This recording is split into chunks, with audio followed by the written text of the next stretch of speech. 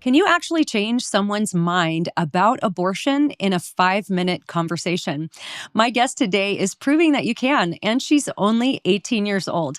In this episode, brought to you by Brave Books, which is a Christian children's entertainment company with all sorts of content from books to a streaming platform. You can go to bravebooks.com/childers and use the code childers for 20% off your first order. Okay, my guest today is Ava Calhoun, and she does man on the street interviews where she will approach a complete stranger, ask them what they believe about abortion, and then challenge them to think more deeply about their position. She has already persuaded several people who came into the conversation with a more pro-choice position and they walked away pro-life. So what is she doing that works? Well, today, Ava is going to break down her strategy for us. She's going to talk about the questions that she asks, the arguments she hears over and over again, and how she responds without getting defensive or turning the conversation into a shouting match.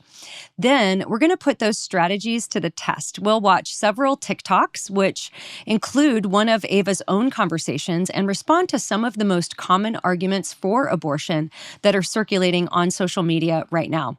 So I especially want parents to share this episode with their teenagers and young adults, because Ava is really demonstrating something that I think young Christians are desperate to see. You do not have to be an expert. You don't have to have a theology degree. You don't have to wait till you're older to make a difference. You can learn to think clearly now, ask good questions, speak the truth with courage, and you can actually change minds. So before we get into that, I have a few announcements. Ladies, if you have thought about joining us for Share the Arrows, now is the time. Join me with Ali Beth Stuckey, Natasha Crane, Rosaria Butterfield, Costi Hinn, Shane and Shane leading worship for Share the Arrows this year. This is a no-fluff women's conference that I've had the privilege of being a part of for the past 2 years, and this will actually be the third time thousands of women have come together in Dallas, Texas to worship God, be inspired to live out our Christian convictions with courage, and to meet and spend time with like-minded women who really want to serve the Lord in our families and truly impact the culture around us.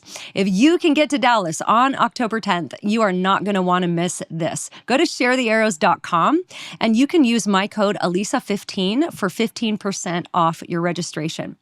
Also, for this entire month, the month of August, my favorite book that I have written, which is called Live Your Truth and Other Lies, is available for $3.99. But this is only for the month of August.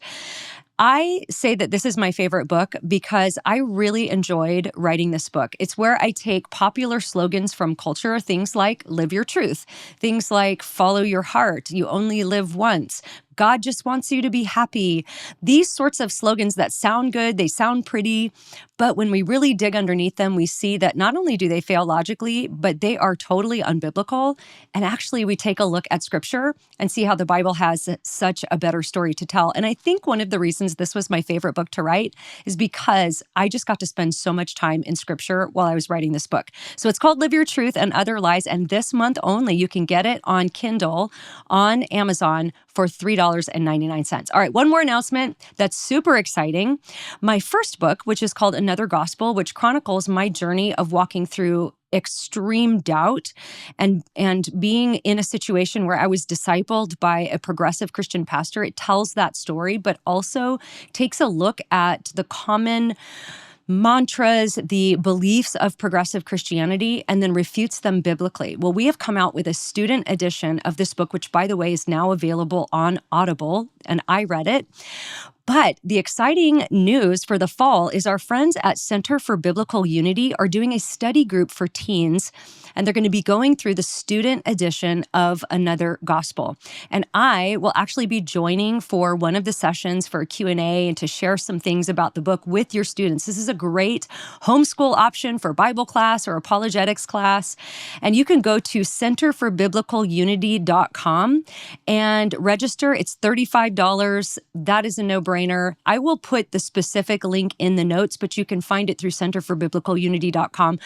Get your students involved with this. Great for homeschool, great just for your Bible study for your home. And that is through our friends at Center for Biblical Unity this fall, going through Another Gospel for students with teens. All right, with nothing else to announce, here's my conversation with Ava Calhoun. Ava, so glad to have you in studio. For anybody unfamiliar with you, tell us a bit about yourself. First of all, how old are you? I'm 18. 18. Yes. You're the youngest person I think that I've ever I hold had a on my record? podcast. I think so. Oh, exciting. Yes. So tell us about yourself, what you do, and then we'll get into it. Yes. Well, thank you. I am Ava Calhoun, and I live here in the area. I've been passionate about the pro-life apologetics for 7 years now.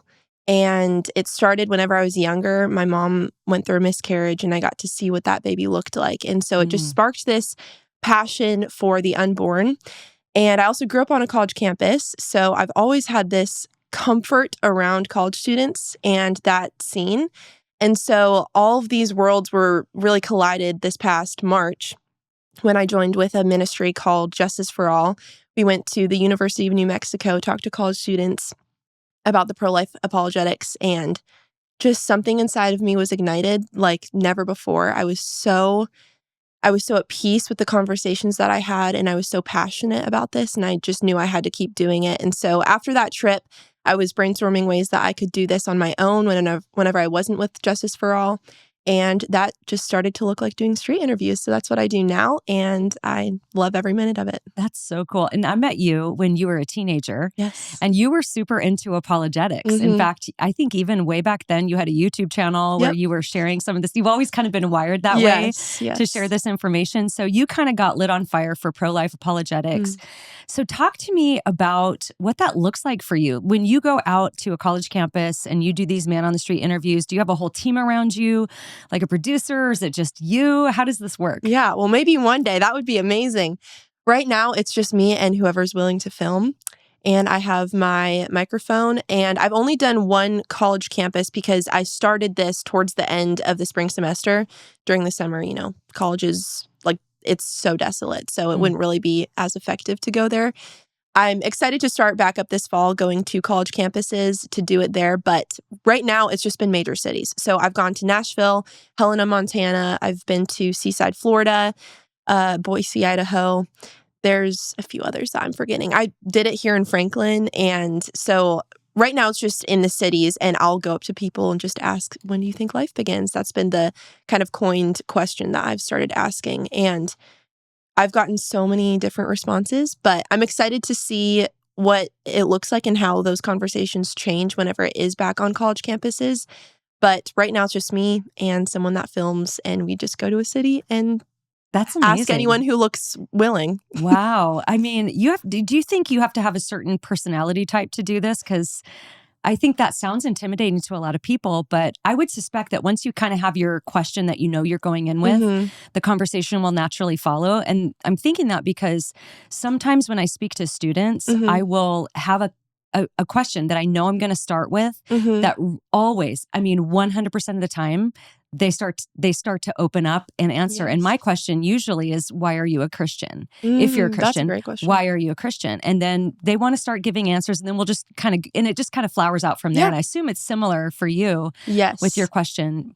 So do I think that there's a personality needed for it? And do you feel like help? You're particularly wired for that? Or do you think this is something a lot of people should get involved with or can do? Because one of the things that I want to talk about on this episode is your generation.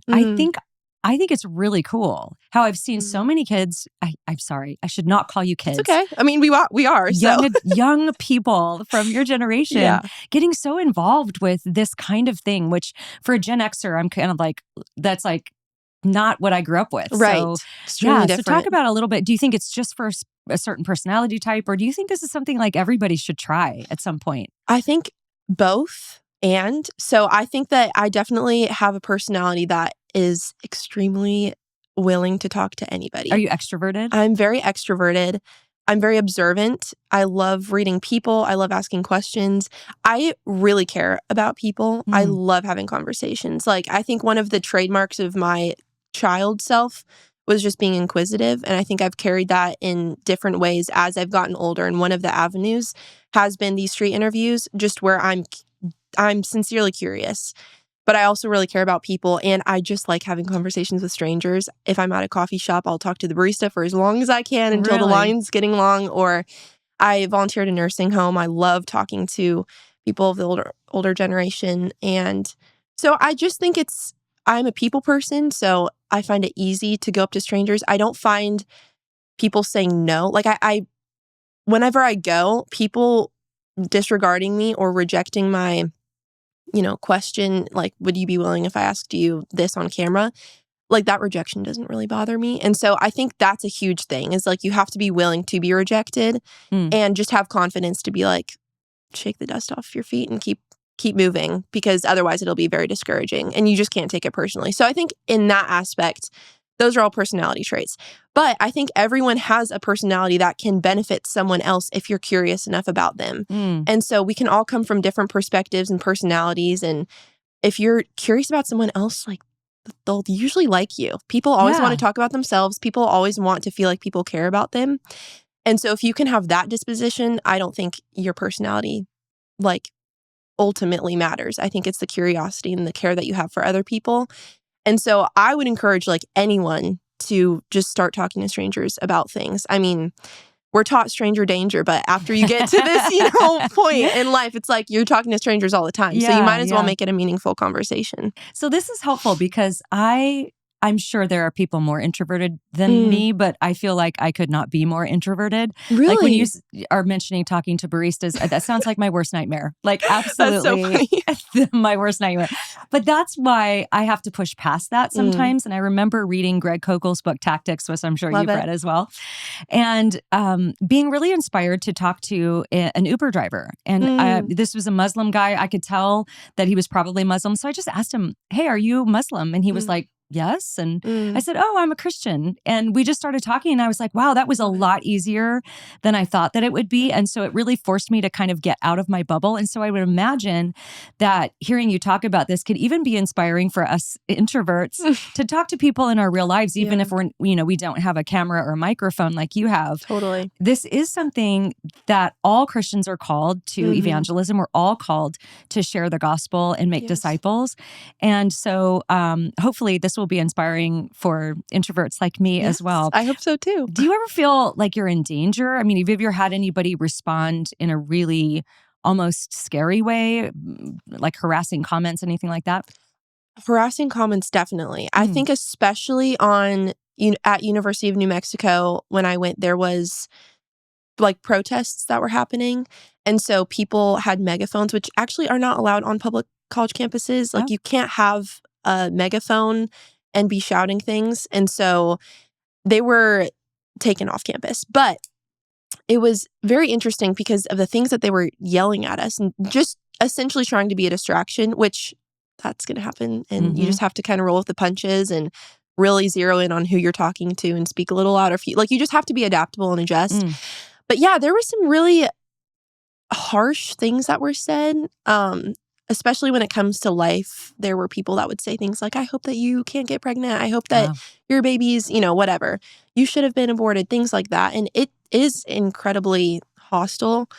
And on the other side, I think that there's a reason they say these things is because they potentially take it too lightly. Like if they are advocating for abortion, then they potentially don't actually acknowledge it as murder of a human life. And so the fact that they're able to throw out these comments so flippantly speaks to the fact that they don't take it seriously. Right. And so I don't take it personally because I don't they don't know what they don't know. Also, they don't know me. So like I'm not, I'm not someone that would be hostile back. And so, yeah, you just have to roll with the punches. As far as my street interviews have gone, people will walk off. And then after the camera ends, they'll be like, you're an idiot, things like that. Just character assassinations. Yeah. Calling names is extremely easy when you don't have a good argument or rebuttal. And so that's just something that it's like a part of the job description. You just kind of have to roll with it. So nothing that's actually been like scary. I've never been afraid for my safety, but I've definitely been like, wow, that did not go well. You just...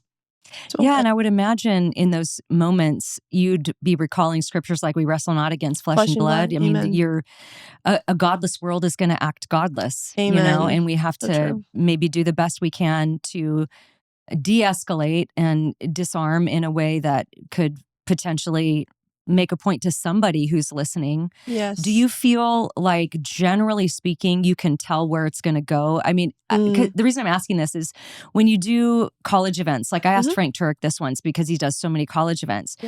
Yeah. Do you find that you pretty much know the questions they're going to ask? Because every question they're asking is generally coming from a moral objection or something like that. So he pretty much knows. I think there was one guy that asked him if Jesus was a mushroom or something. It was like, now that's one I haven't heard. But most of the time, it's questions that know it's some version of if God, why this, or something like that. So do you feel the same way when you're talking with people? Like you generally know the pushback that they're going to give to you, or is there anybody surprised you? I definitely think I've been prepared for. I did this training with Justice for All before we went to the University of New Mexico. So we had tons of rebuttals and refutes that we were prepared to answer. And so definitely the taken advantage of question is huge. The women's rights is also huge. So there's tons of different parts of the pro-choice side where I'm already prepared to know how to answer that because it's popular. Like you said, it's recycled material from what they've heard on TikTok or X or things like that. But there have been, I would say the hardest ones typically to respond to really are just the ones that tug at your heart where it's like they've been through this. I'm talking to someone and this is personal to them. And so in that sense, it's different. And it's not linear to anyone else's experience because they've had a very individual experience regarding an abortion they had, or they were taken advantage of, or they've been abused in this way. And so you just have to have this softness, and you can't answer it the way that you would answer other questions or other refutes.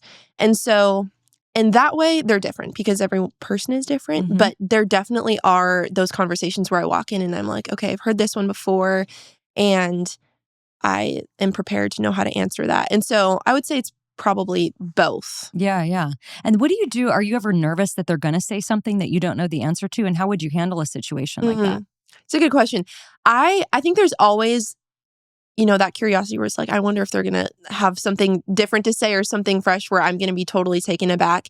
And I think that it helps just to have a confidence of like, we're coming back to no matter what they, spring on me, the core issue is that human life matters and that we should protect innocent human life. And there's nothing in that is debatable as far as like the morality of it. Like human life should be protected. That's why we both care about this because you have a different method to protecting human life than I do. But at the end of the day, the essential argument is that a third of our generation has died due to abortion. Wow. Since 1973, 73 million children in America, just in America, have been aborted, and 2 billion across the world. And so it's something that is actively taking place, that actively affects the lives of the unborn. And if we don't stand up for it, then who will? Like, they're the most vulnerable. And so in that sense, it just comes back to the core identity of the issue. And I don't stray from that. If it gets too much in the weeds, I just come back to the essential. Yeah, that's good. Why do you think that this issue is such an entrenched position with your generation? It seems like people, like if you look at the history even of feminism, it began with wanting the right to vote and own property and go to school. And then somehow it ends up with us wearing, genitalia hats. Right. And like, and it's all about abortion now. I think somewhere around the sexual revolution, second wave feminism, it really became focused on the issue of abortion. And then, as you mentioned, it has now become a justice issue. It used to be, pro-choice. Now it's reproductive justice. It's seen that way. Why do you think it's so entrenched in your generation? While at the same time, I think we're seeing a resurgence of young people saying, no, actually, we are not okay with this. I love Brave books for so many reasons, but number one, because there's a version of Christianity out there right now that sounds compassionate, feels relevant, but it's fundamentally wrong.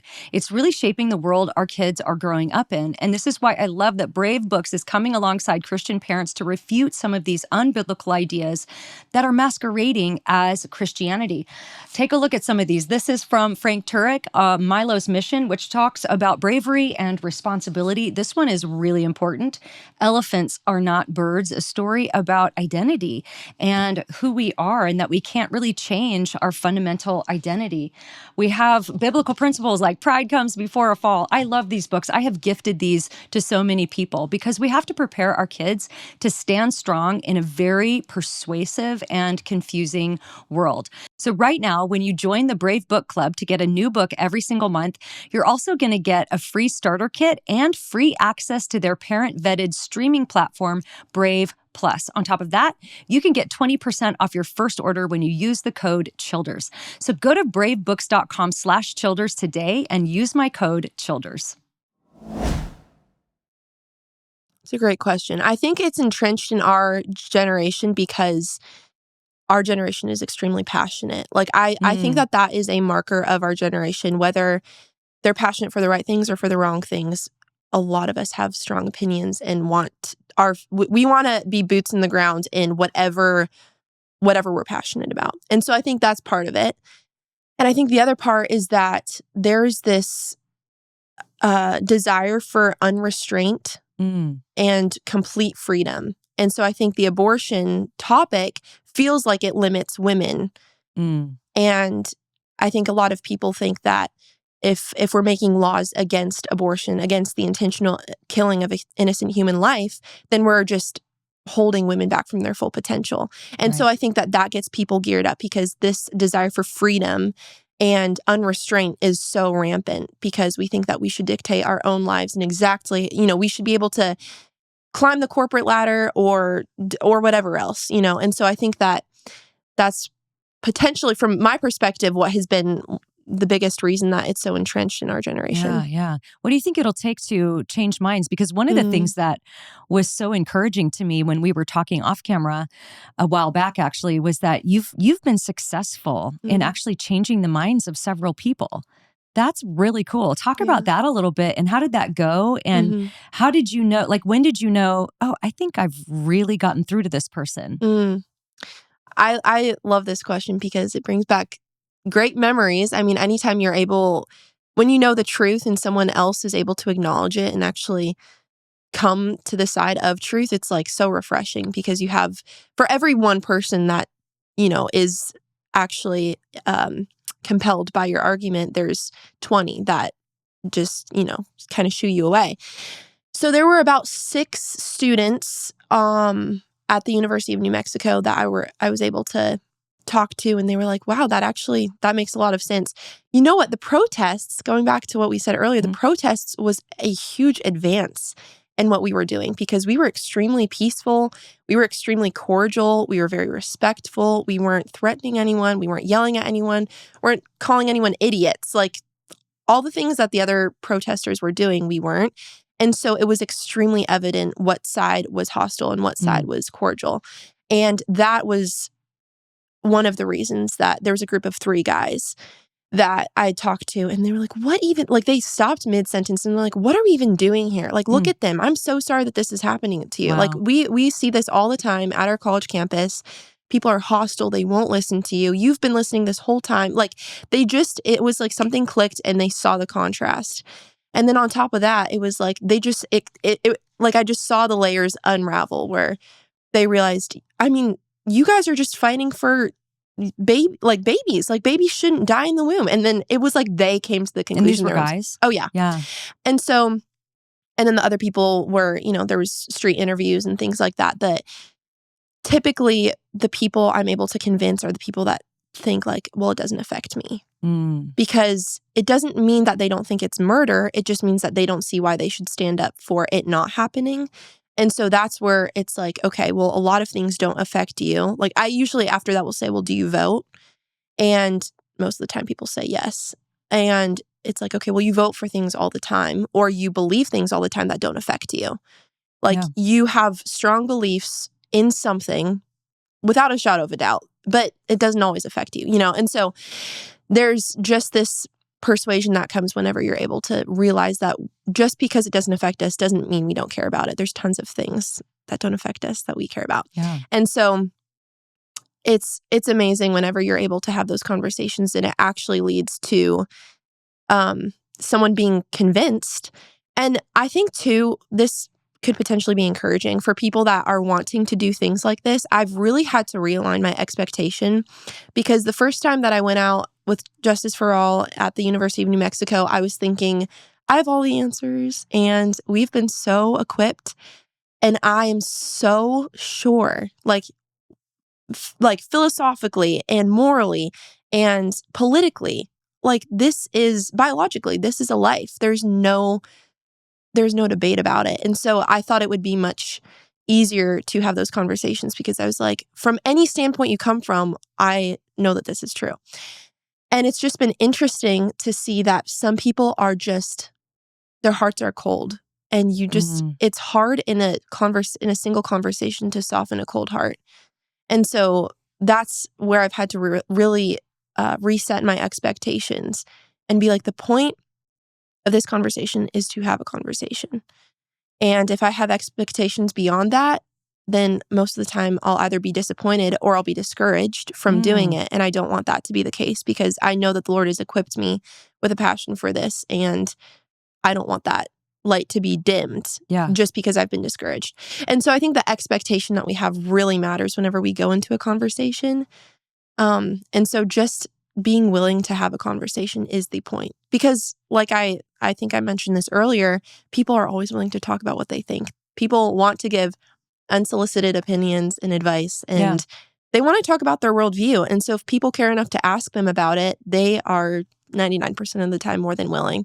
And so just to ask questions. And the other thing is, most people are not challenged on their own worldview. Like in the apologetics world. Especially in college. Oh, absolutely. You hear a tagline and then that becomes your worldview and you don't think much further about it. Or you have just a friend group that believes this one thing and it's like, yeah, that's what I'm saying, and you're just being encouraged by each other. And then someone from the outside comes in and tries to challenge you and it's like, I didn't think about that. So I think the perspective is something that we have to offer when it comes to talking with people of other beliefs, and genuine curiosity will really get that conversation in a place where it's not hostile, but they are actually asking questions. And my last thing on this question specifically is, people have asked me, like, how do you go do street interviews? It's very almost rude to just interrupt someone's day and ask them that question. I had one person specifically being like, is there another way that you could, like, this just seems extremely like not solicited and kind of rude to just abruptly be like, hey, can I ask you a question about when life begins? Like, and I think because it's uncomfortable, it makes people think about it. And I'm not trying to embarrass them. I think after our first interaction, they'll know, like, I'm not trying to get a gotcha moment or clickbait them on the internet and make them a fool. Like, that's not at all my intention. But the fact that I'm curious tends to open the door. And I think that's just been really helpful in the past. And I think because it's uncomfortable, they'll go home and be like, guess what happened today? This girl on the street with a camera and a microphone asked me this. And then they start talking about it. And so, we see in the Bible, like, who is Paul, who is Apollos? Paul planted the seeds, Apollos watered them, but only God can make them grow. And, we hear that all the time in the apologetics world, like, the reaper and the harvester can rejoice together. And so it's the pebble in someone's shoe, and it's being faithful and obedient. And so I think that's the core of the idea whenever I go out and have those uncomfortable conversations. As our kids head back to school, the best routines aren't built overnight. They're built by focusing on what matters most. And when it comes to dinner, that starts with quality meat. So this season, get back to the basics with Good Ranchers. Good Ranchers partners with local farmers and ranchers to deliver 100% American meat straight to your door. I love that every month I get my pasture-raised, no antibiotics, no added hormones, better than organic chicken, grass-fed beef, and heritage breed pork delivered right to my door on dry ice. We keep it all in a freezer so that I can just pull stuff out for a very simple and nutritious meal, because I really love to do that for my family, even though I don't have a ton of time.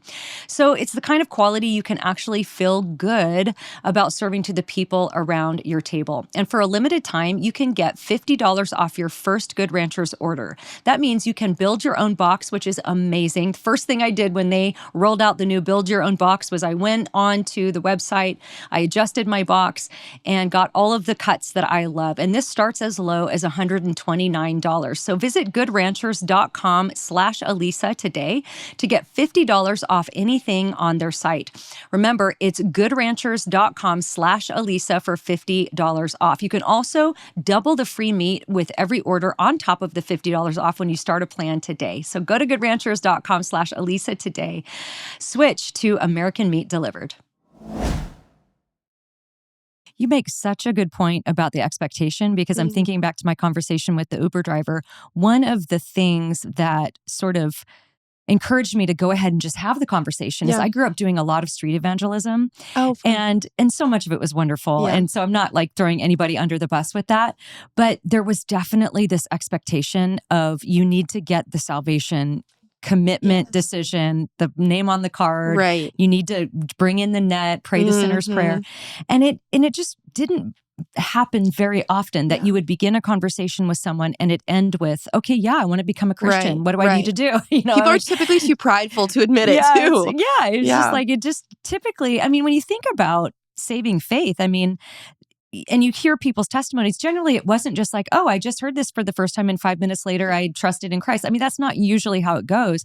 And so it, for a long time, soured me to even doing anything like that. But then again, when I read Greg Koukl's book and I realized like, oh, all I actually really need to do is just plant a little seed, or just put it, like Greg says, and you just said, put a pebble in their shoe. And then somebody else will come along at some point and water that. And somebody else will come along and do a little bit of gardening. And the harvest may not come for a long time. And then we also, I think, sometimes put so much pressure on ourselves and forget that there's a Holy Spirit that is involved in all of this, that is working on hearts and using what you're doing. And like you mentioned, maybe that person won't even think about it again until they get home. And maybe they'll lay in bed at night and just be like, wow, that was really, that annoyed me. Why did that annoy me? It's bizarre, Yeah. Because Greg said that once where he got up in front of a group of atheists and he said, I'm not here to persuade you. I'm just here to annoy you a little bit. I've heard that. I love that. I love that's that a great line because it's like, yeah, okay. That's, you know, at least you put your cards on the table about what you're doing. So a couple things I want to ask you about. We're going to react to some videos, but a couple things I want to ask you about first. You mentioned that it was guys that really caught my attention, that you changed their minds. I think you mentioned there was like 2 or 3 of them. And there's been a lot of observation about your generation where we're seeing like a resurgence of even political conservatism, even Christianity among the young men of your generation. But it seems like the women in your generation are going in the opposite direction. If you look at the voting and all of that, it's just like, where are the women? I'd love your thoughts on that. Like, what are you experiencing with your generation? Because it does seem like the guys are more persuadable for some reason. I don't know if it's the Joe Rogans and the Jordan Petersons who have opened their minds to something different. But what do you make of that? And is that in line with what you're seeing? In a lot of ways, yes. I think that there's this apathy that is very specific to the women in this conversation because, and you know, that's probably something I'll think about a little bit more too, because I don't necessarily know if that's an assertion I've made yet whenever I'm having those conversations, is like, are men typically less apathetic and women typically more? Because it's always had a different... there's always kind of been a different outcome. I think on social media, for sure, there are men that are, like you've listed some examples that are huge leaders in our culture in speaking out on things. And so I really don't know why there's maybe this passivity. Maybe on the other hand, I mentioned how guys in the abortion topic said, you know, it's hard for me to have a say. I'm not a woman. It doesn't affect me. I wonder if it could be the same for women in a lot of these other political realms where, well, I mean, doesn't affect me. Like, why should I care about it? I think passivity is genuinely something that both sides struggle with in different areas. And that's a cancer of our culture, is this passive spirit, because change has never been made by passivity. Mm-hmm. And if we have a heart for something, if we care about it, then we should know, of course, having gracious and respectful tactics, but we definitely need to be obedient with that and carrying that out. And so, I don't know. What do you think? What do you think Well, is... as you're talking, it's interesting to hear you use the word passivity because, I mean, I'm sure that's there. I mean, for sure. I think apathy is something that's just a human struggle in so many ways. But it almost seems like the women are not that passive. I don't know. But that's interesting to hear you say that. Could be your observation because what it seems like is almost like, and maybe it's the older women, maybe it's more the millennial and Gen X women that are almost radicalized in the opposite direction. You know, so I mean, I'm sure there's passivity involved, but it also seems like there's some radicalization in the opposite, more progressive direction with women. Or do you see that? I see that in the feminist movement for sure. I think whenever you asked that question, I immediately went to some examples I have in my personal life where potentially for these topics feel like a little bit out of their... Yeah. Maybe for the Christian girls where it's just like, you know, right. It doesn't affect me. Right. Yeah. The people that, maybe in my direct, age group, like there's just this, I mean, I don't know what to do about it. Maybe just not informed enough to actually have a stance. And so they just give it up altogether. But I've absolutely seen this feminist movement be extremely radical in what they believe in. And I we'll watch some videos later that kind of speak to that specifically. And so in another sense, that is also just been a cancer on social media, having women that are so passionate. And I think it's very off-putting too. I'm thinking of a few videos that I watched this week and responded to where the women are so angry. Like there's just this anger underneath all of what they're saying. And it's in a sense really heartbreaking because it's like, well, this anger doesn't come from nowhere. There's clearly something that has sparked this. And so we need to be tending to that as we answer this question, with truth.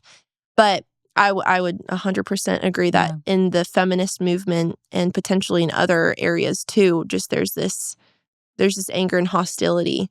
And I think maybe because they felt like they've been hushed for years or they've taken on that burden of, being restrained before oppressed. The first wave, before first wave feminism and being oppressed. And so now they're just so belligerent against it. Like they just don't want to, they want to be anything but that. And so I think that a lie that's been sold to us is that we only have rights if we're angry about what we're preaching. And I wonder if the guys just have been pushed so hard by feminism that they're like, look, we don't care anymore. Like this didn't work. So I wonder if they're just a couple steps ahead of the ball dropping in a sense where they're just like, look, I mean, if you look into the world and the oppressed versus oppressor narrative that infects everything, the demographic that is considered to be the top oppressor is white males. And I think, maybe we're seeing a resurgence of conservatism among them because they're just like, all right, I mean, y'all hate me anyway. I might as well just think for myself. And I don't know what it is, but that's very interesting. Yeah, I think that's true. I definitely think that there's such a big part of our generation in this feminist movement that has actually, in an effort to not be oppressed, we've oppressed men. Yeah. With our just being, I mean, there's just a class that has completely left our generation. And so I think that when we have these conversations, also on social media, it's way easier to be angry about these things because there's no one, you wouldn't hopefully speak to someone in person like that. Maybe you would. I mean, and to be fair, as the young men are like, okay, we're done. There's also been a radicalization on the other side with the rise of the woke right and almost really, bad stuff on the other side. And that is our tendency, I think, as humans, is when something is really extreme, our tendency is to overreact to the opposite extreme. So I gave this example in the Mama Bear Apologetics book about, I think it's called a Newton's cradle. Have you ever seen one of those where it's like 5 steel balls? Oh, yes. And you pull the ball from one side and it hits through. And so just the outside balls are going, back and forth, and the middle one kind of stays steady. So I'm like, be the middle ball. Yes, yeah, that's a great analogy. You don't have to respond that's so a good extreme from all these things. Yeah, so true. Okay, real quick before we go to the videos, I do want to talk through some of the pushback. So you've mentioned the whole idea of, well, this doesn't affect me. You've mentioned people turning it into a justice issue with women's rights. Mm. You mentioned taking advantage of. Can you expand on that a little bit, but what you mean by that objection that people bring? Yes. Well, a huge marker of the pro-choice movement is, well, what if she was raped? Or what if it's in the case of incest? And this is so big because those are extremely tragic. But two wrongs don't make a right. And the only thing that abortion does in those cases, it doesn't solve anything. She still has trauma. Yeah. And now she has trauma from post-abortive depression. And there's so many studies that I've looked at where women after an abortion, because our bodies are amazing. They're preparing to have a baby mentally, physically. There's a spiritual aspect to it. Hormonal changes, exactly. So then having this life being taken out of you, there's just such a disconnect between your mind and your body in that. And it sends women into such depressive episodes and things like that. And so that's a whole other thing that I think should be spoken about. But yeah, there's this capitalized argument, or, we've capitalized this argument that abortion should be allowed in cases of incest and rape. And even people that would agree it is murder and I would be pro-life just without these cases. First of all, that's less than 4% combined. Not to say it doesn't happen. I'm not trying to diminish the tragedy that is. But if we're going to say that 100% of abortions are okay just because 0.4% are in tragic cases, then that's a terrible argument, because now all these other things where it's just sexual convenience or not the right time, you just got a job promotion and you'd rather keep that baby would get in the way, then that's such obvious murder. And so we can't take that small percentage to make all the other percents okay. And then, in another aspect, like with rape and incest, it only carries the crime over because the baby is an innocent party. And so what's been done to the mother cannot be reversed. Pregnancy resource centers and churches across the country are working for the women to be taken care of, intended to, in those situations. But the only thing that abortion does is carry the crime further to where now an innocent life that is not the perpetrator of the crime has now taken on the punishment. And so it's not fair and it's not true justice.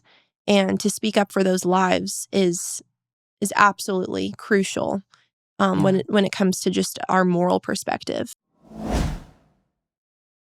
Well, as we're talking about changing minds for the pro-life cause, you can also help the pro-life cause by buying 7 Weeks Coffee. You know, if you've been listening to this podcast for any amount of time, that 7 Weeks Coffee isn't just a sponsor for us. It is something we deeply believe in. And I love drinking my 7 Weeks Coffee because not only is it the best coffee that I've ever had, it's shade-grown, mold-free, low-acid, organically farmed, no pesticides. It checks all of those boxes, but it tastes amazing. And it stands for something that I deeply believe in. 7 Weeks Coffee is America's pro-life coffee company on a mission to fund the pro-life movement, one cup of coffee at a time. They're called 7 Weeks Coffee because at 7 weeks of gestation, the baby's the size of a coffee bean, and that's when you can first detect a heartbeat on the ultrasound. They donate 10% of every sale to pregnancy centers and pro-life organizations nationwide. They've raised over $2 million thanks to so many of you who have subscribed to the Heartbeat Club. You can go to 7weekscoffee.com today and save 15% forever when you subscribe, plus get a free gift with your order. And if you use my code Alisa, you're going to get an additional 10% off your first order. So that's 25% total savings on your first order, plus that free gift. So go to 7weekscoffee.com today and use my code Alisa. I've heard it said you can't resolve one trauma with another trauma. Yes, it's so only true. going to compound the trauma. Yes. And I'm pretty sure I heard this from Scott Klusendorf, but he had a great just dialogue for something like this when somebody brings up the rape and incest exception. I'm pretty sure this was him, where he said one thing you can say to them is, well, let's say that we could write up a bill today, right now, that said abortion was completely illegal except for the cases of rape and incest. Would you sign it? Would you agree? And that's kind of a test to see if they're just using that as an excuse, Yes. or if they really do believe it's murder and yet they're just wrestling through these other topics. Yes. Because a lot of times I think people will just throw that at you as a gotcha. Right. And that's kind of a way to discern where they're really coming from with that. Yeah. Are there any other objections other than those that we've talked about that are pretty common that you encounter?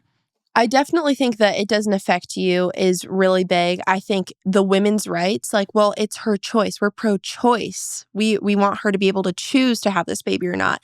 I think there's so many things that get pulled into it. Like they'll say one statement and then they'll pull in so many other hypotheticals. And so things like, well, a woman's body changes dramatically, and that might not be good if, we have this culture of extreme, like, hypersexualized women. And it's like, I've heard on college campuses, like, her body is her, like, that's so important for her income and all these things. And so to have a baby would completely ruin her life. And I just think, then why are you sleeping around? Because 100% of babies have been conceived through sex. So if you don't want to have a baby, then why are you engaging in what could potentially cause that?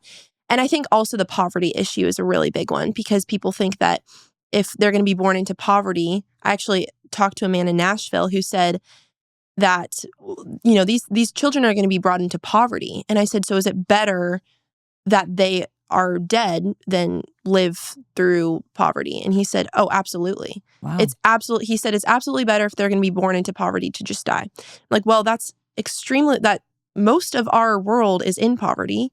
And so that's saying that most of people would be better dead. And also, poverty is not guaranteed, but with an abortion, death is guaranteed.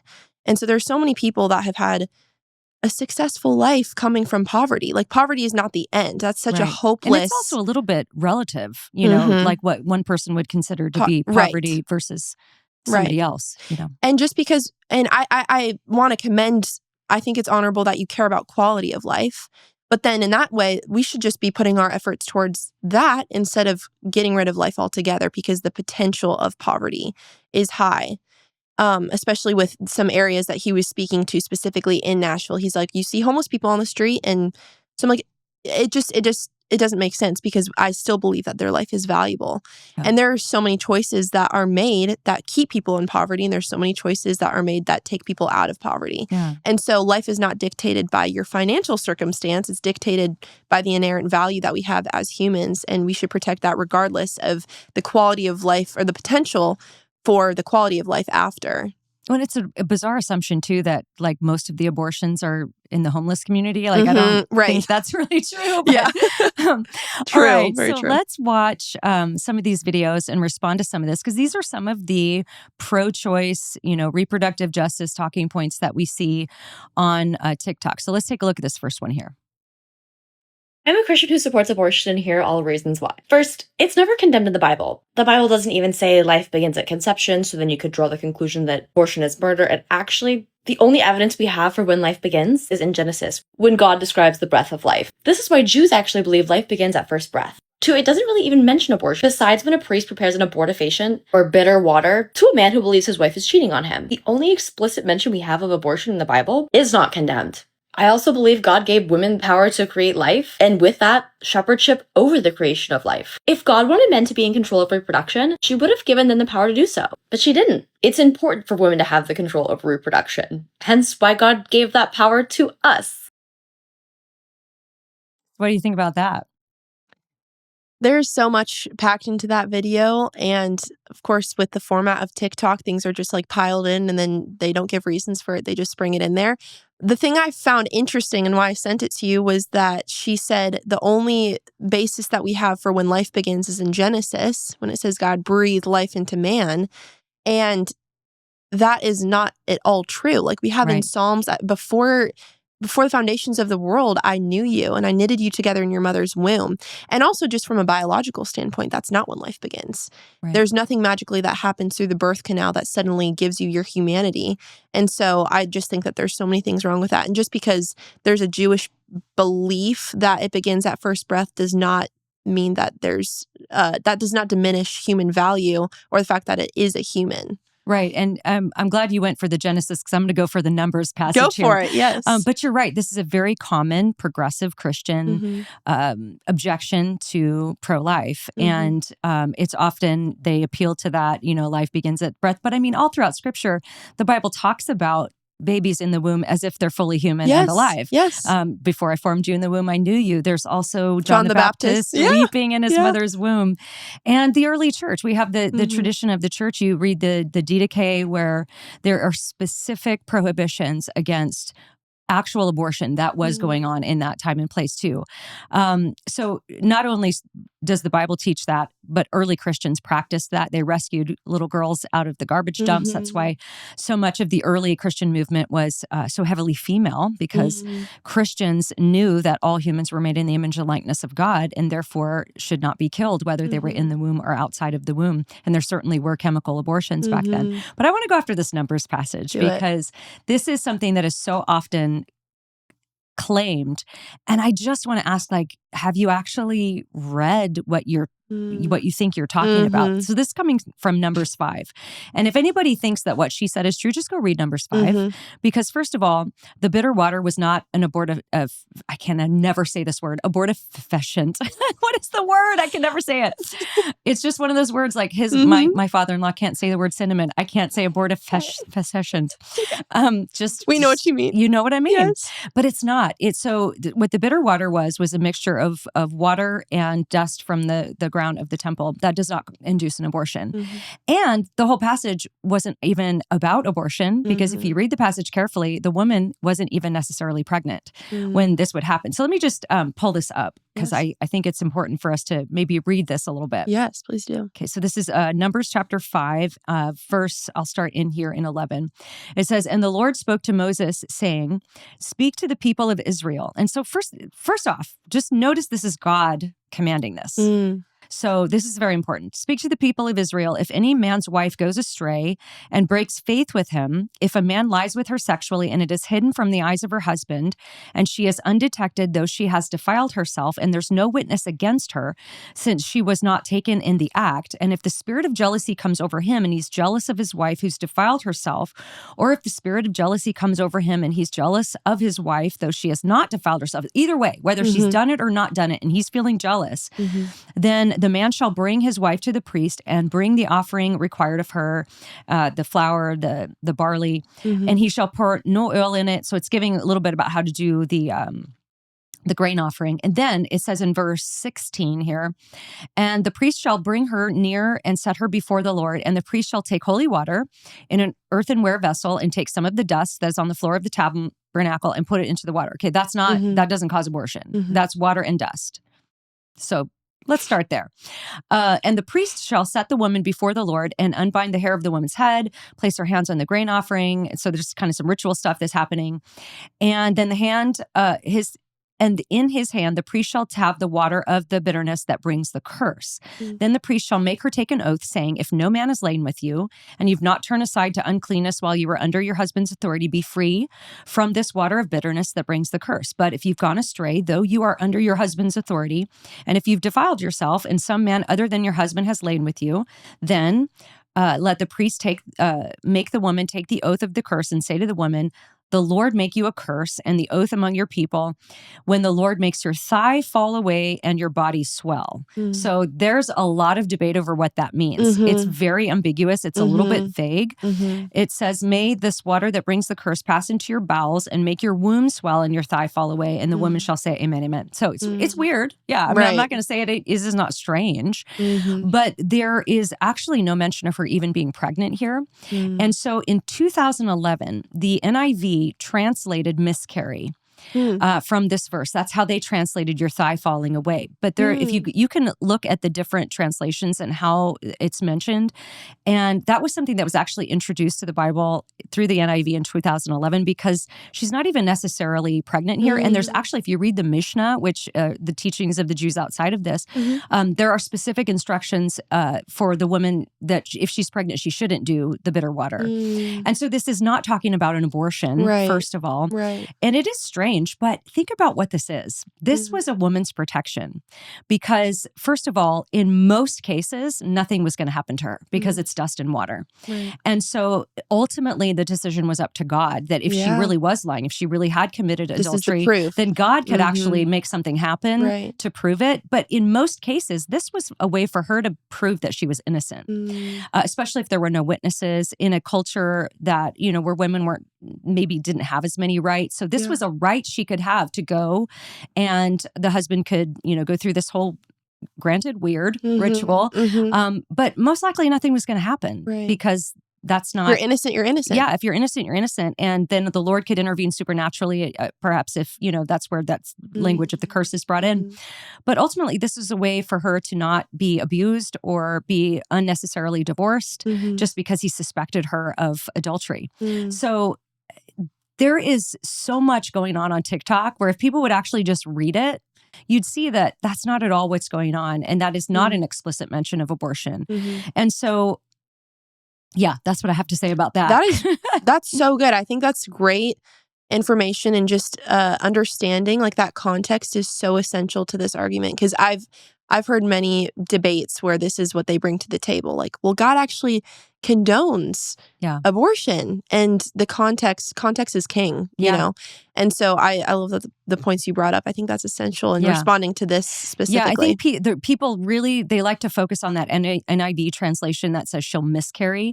But again, thigh fall away it's very odd. And a lot of scholars don't necessarily even know. There's one other translation that says like her womb will shrivel. So they speculate that maybe that means that she'll be barren from that point. Infertile, right. But yeah, we're not talking about abortion here. So, right. Essential differences. Yeah, for sure. All right, let's watch that next one. Do not let anyone tell you that Christians can't be pro-choice. Do not let anyone tell you that pastors can't be pro-choice. Many, many Christians are pro-choice, and many, many pastors are pro-choice. If yours isn't, you're just in the wrong church. Whew. So what are your thoughts on that? That one really got me, because I think there's a definition error where how are we defining Christians? How are we defining pro-choice? And then her saying that if your pastor is not pro-choice, then you're in the wrong church.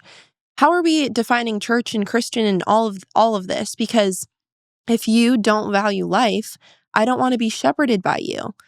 That's the biblical role of a pastor. Right. And so if we can't agree that life is dictated, life ends and begins when God says it ends and begins.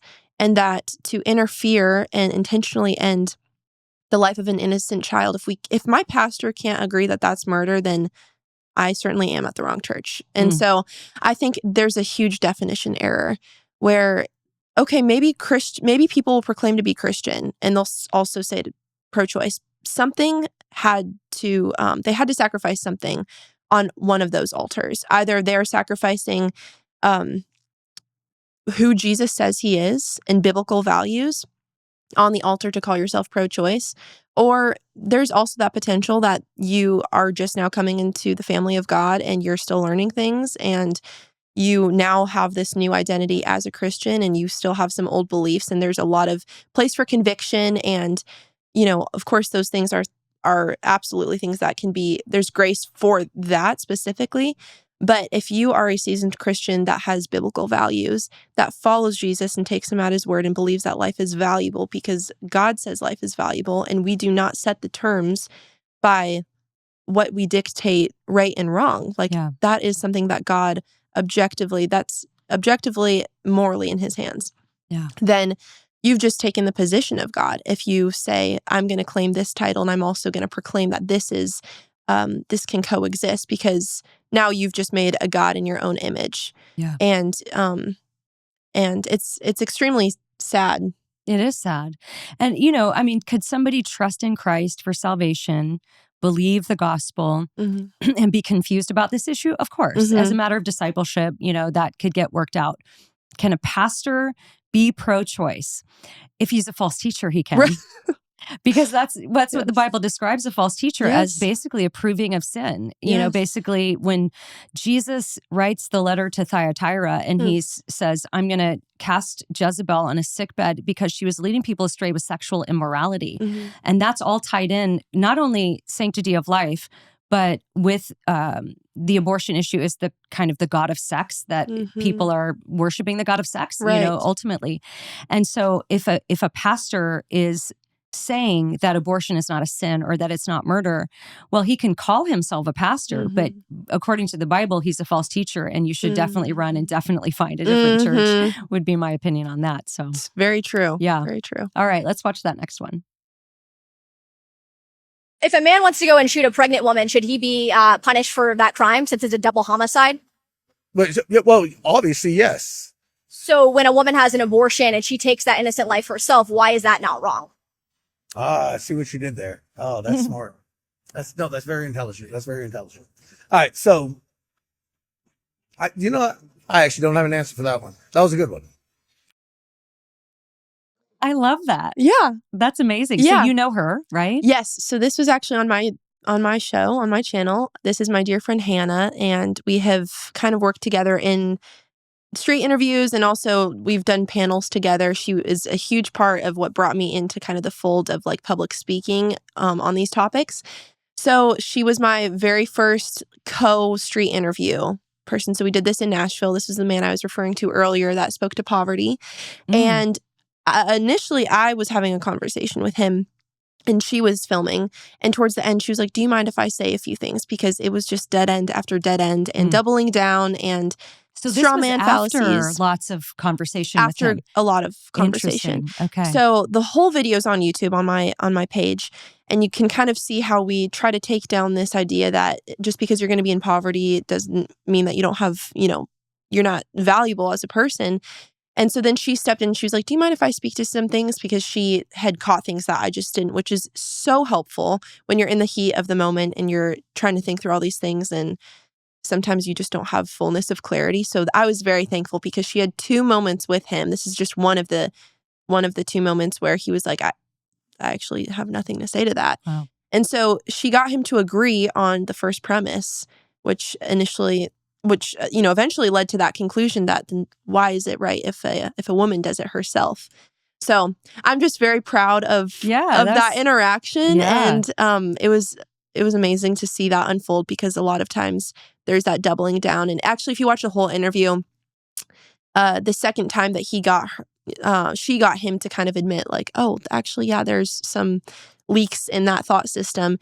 He does double down, and he's like, he says some things, but I think when you're seeing from an outsider perspective, the way that he doubles down actually just proves that his points are not valid. Wow. And so it's nothing trying to embarrass him. He's saying all of these on his own merit, and we take him seriously. So we'll challenge people that we take seriously. Yeah. And so that's part of it. Like, I believe that you have a strong mind and are able to actually, have these conversations.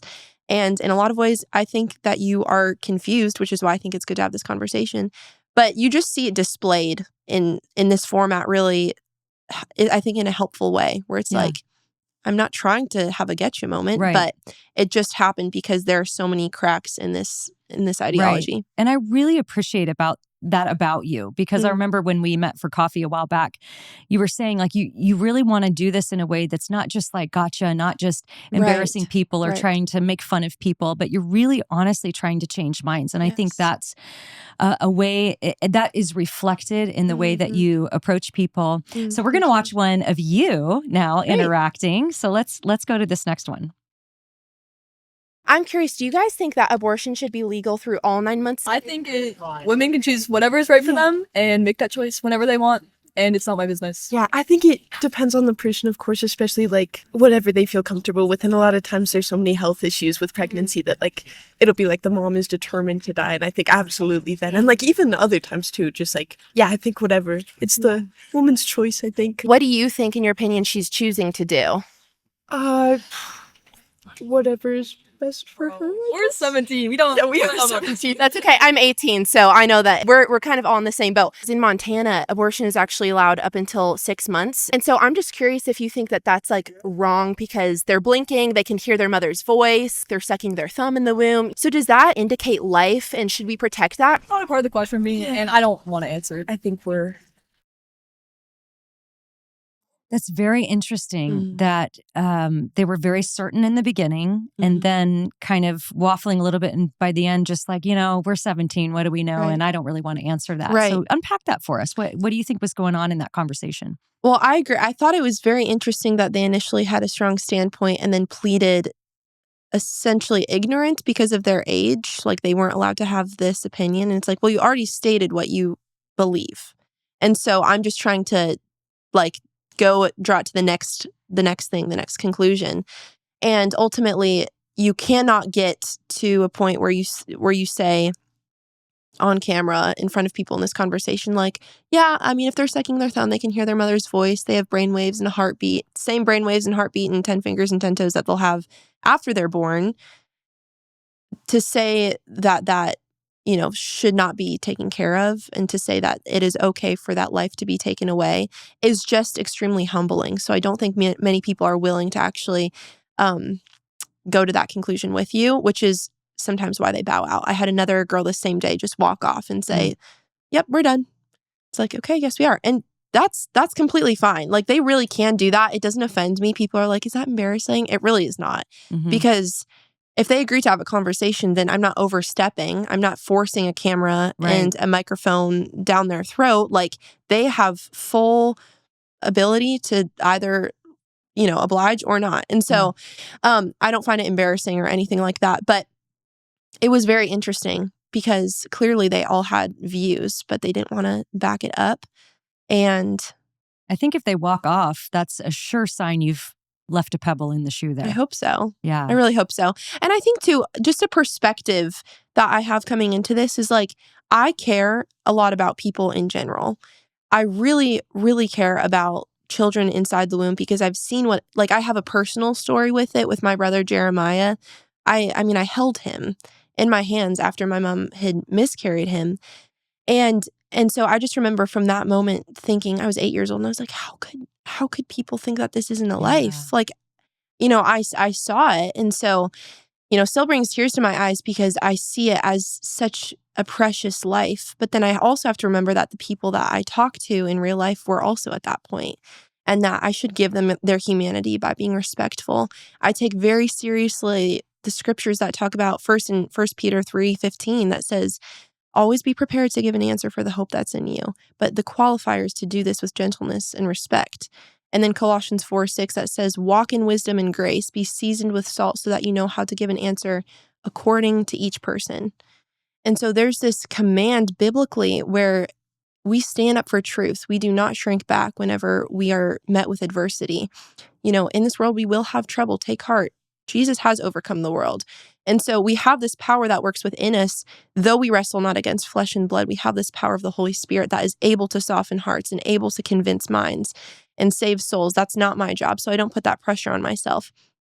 But if I'm going to take the challenge of going and talking to these people, I have got to give them their humanity. Because if I disrespect them, if I try to embarrass them, if they have any slight inclination that I'm trying to just get some views, like I have not done my job well. And I'm not being obedient or faithful to what I think that the Lord has called me to do. And so that grace and respect, I think, unfortunately, I've seen it with my own eyes be lost in a lot of this movement. And I think that there's some amazing organizations that fight with boldness and they tend to take the stage instead of actually win hearts. And they would rather almost rally up their own side. And that's not my goal. Like, I'm not trying to just ramp up the people that already agree with me. That's not all the point. Like they already agree with me. So that's not my target audience. My target audience is the people that are turned off to the idea. And so that's me giving them their humanity is the way that I can walk out that verse and give an answer according to each person and do this with gentleness and respect. Maybe sometimes they will be embarrassed, maybe sometimes they will be discouraged or it will have a gotcha moment, but that is not all the goal. Sometimes that's just a natural, organic effect of the conversation. And that's not the heart posture. The heart posture was never to essentially want to tear down who they are as a person or their intelligence, but to have a fruitful conversation. Well, Ava, I am super proud of you. Thank you. You're doing a great job. Let everybody know where they can follow you. We'll put it in the show notes as well, but give your handle on Instagram, YouTube, all the places where people can connect with you. It's goodtalk.interviews on all platforms. I have YouTube, Instagram, TikTok, mainly YouTube and Instagram right now. TikTok is not something that I ever dabbled with until starting this, and it's definitely my least favorite platform, but I am on there. So okay. Yeah, Awesome. goodtalk.interviews. All right. Well, I'm going to thank my guest, Ava Calhoun. Definitely check out her Man on the Street interviews and be praying for this generation. I think we're so hopeful to see so much of what God is raising up. And let's remember, as we pursue Christ, to keep a sharp mind, a soft heart, and a thick skin. We'll see you next time.